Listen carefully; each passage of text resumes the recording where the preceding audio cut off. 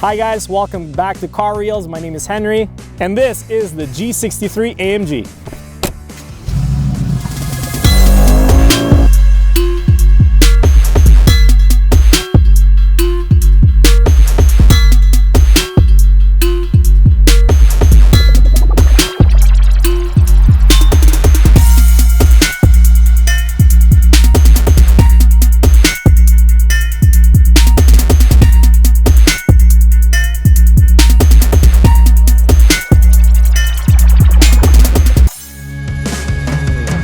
So our first Mercedes, and it's a G-Wagon.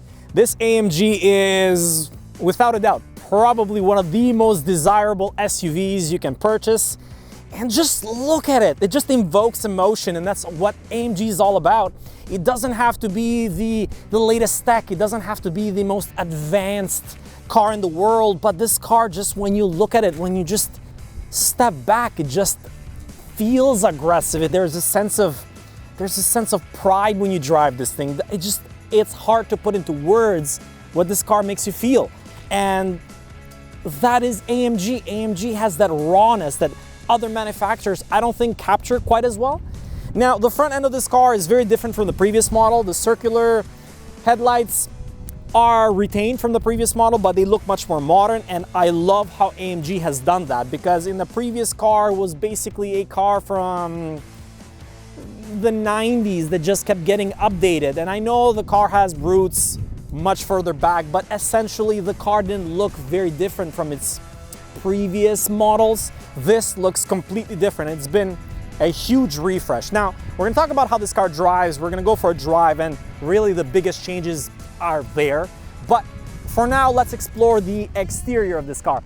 Overall, the shape is the same. There is a few minor changes that make it a little bit more modern, like the mirrors are a little bit different. The doors are the same, and they kept that noise that these G-Wagons make when you shut the car. I love that. It's like a rifle. It feels like a precision mechanical movement that it's a piece of. It's the essence of this car. It has that soul. It hasn't lost the soul. A lot of cars, when you move to the later on generation, they kind of just get softer and more modern and more techy. This car has retained its soul. It's retained its aggression. Now, through the back, classic Mercedes G-Wagon spare rim. I like it. Some people say it kind of impedes their vision. I don't think it really impedes anything, and their camera placement is very clever, so it doesn't really hinder that in any way whatsoever. This G63 has these wheels that Mercedes has been slapping on pretty much all of their AMG models, and they look great. They're black, they're hard to clean sometimes, but that's not a problem. I think they look sharp. I think they kind of add something to the car. They give it a bit of personality, and black on black with red brakes looks stunning to me.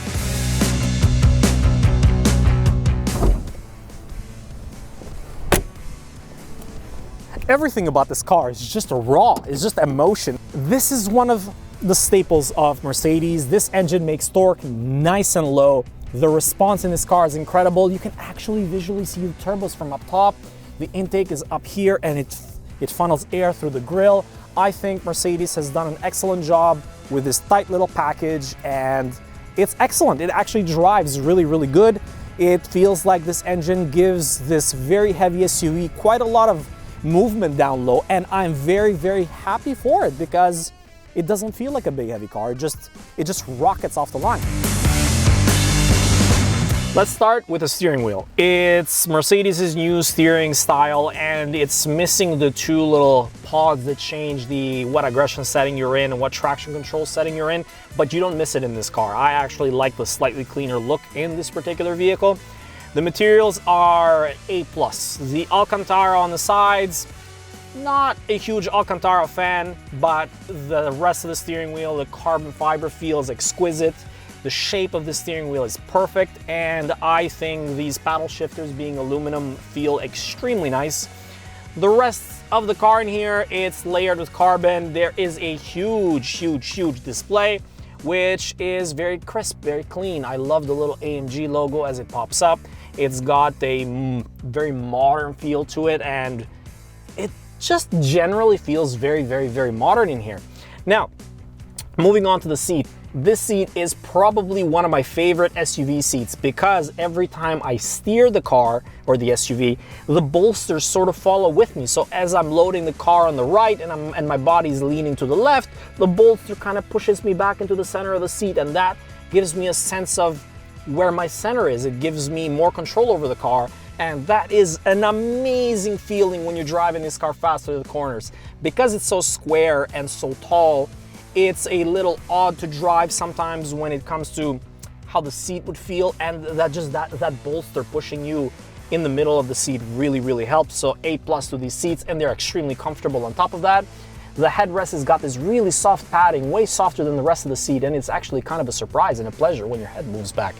Now, the doors are unreal. I love these doors. Some people are gonna have a hard time closing these doors on a first try. I particularly love the little thud it makes. Now you have to slam it a little bit with aggression or else it's not gonna shut very easily. But this whole car is about aggression. It looks aggressive, it sounds extremely aggressive. The throttle response is aggressive, the engine is aggressive. So when it comes to every AMG, they sort of have that underlying personality that is really just aggressive. And it's in a way that it's an emotion, it's theatrical, it's an event, and this car is full of that. Now, it's a little different from other AMG SUVs because it does have this little chunky portion here with a little bit of a dated look at the IWC clock, which looks stunning, by the way. But I do love it. It's simple, it's clean, it's got buttons that are easy to reach, they're very legible, and they're all made out of aluminum, so they are very, very, very nice to press. Now, this car has 3 differential. It has a rear differential, or center locking differential, and a front differential, and is quite capable off-road. We won't take it off-road today, but we are gonna see how it drives on the road. So does this car have gadgets? Well, it really does. So if we go to vehicle, one of my favorite things about most AMGs actually is the lighting in the vehicle. Now, if you go to ambient lighting, it's got this really cool feature that gives you a multicolor light. Now, the multicolor light is very, very special because it's got color mix. So as you turn, the colors sort of just shift with the car. It's very, very cool and quite unique to Mercedes, I believe. And out of all the cars we've reviewed so far, I think this is kind of the only car that has done something really unique with the lights. The X5M has lights in the sunroof, and that made it really special. I thought that was a really nice feature of that particular model. The G63, I think, has this new cool interior lighting, which I'm a super fan of. Now, it's got a lot of other features in here, everything you'd want, you know, individual climate control, you can sync them. You can have dynamic select, which has an individual mode, just like most of the other vehicles we've driven. It's your standard, whatever mode you want. If you want the car to be very aggressive, but yet have soft suspension, you can have that. If you want the exhaust to be on or off, with aggression settings on, you can have that as well. So it's basically configurable as per your preference. A cool feature of this car is that the dash changes. Because the whole screen is digital, you can have Sport, which gives you a center RPM with a boost, the horsepower readout, and the torque. And you can even go to Progressive, which gives you slightly different information. Or you can have the classic look. Now, I know this car loads these screens a little bit slower than other vehicles, but in the newer Mercedes, this is a much more quicker moving feature. I personally prefer this because it gives me a good sense of where the RPMs are, a good sense of where the speedo is, and it feels more classic to me. And I generally prefer to drive in this setting. But Sport does make really, really cool RPM movements. It feels very sporty, and it lights up when you need to shift. There is no real phone charger, phone holder in here, so you sort of have to tuck it in Mercedes's old cup holders, which are very usable. The center console here is very deep. It has a few outlets, so that's really nice. But the wires have to come up from the center here, and I don't know, it feels a little odd. I feel like they really should have thought about how the wire would come out of the center console in case you want to use your device or anything else that you've attached to it, but it does have an exit at the very least. Now, at the back, this car has some climate control, but it's really not the main feature of this SUV. The front, the seat, the drive, the theater is all up here, and I'm okay with that. The center portion up here, it's a little bit older Mercedes, but it's very functional. It has the Burmeister sound system, which is very, very, very crisp. It doesn't have a whole lot of bass, but if you want to listen to something and the quality is more important than the bass, then you would be very happy. This is a very premium sound system, and I just love how this looks. I love how they've continued the same material feel everywhere. The G-Wagon is all about that extra experience. So let's go find out what this car is like to drive.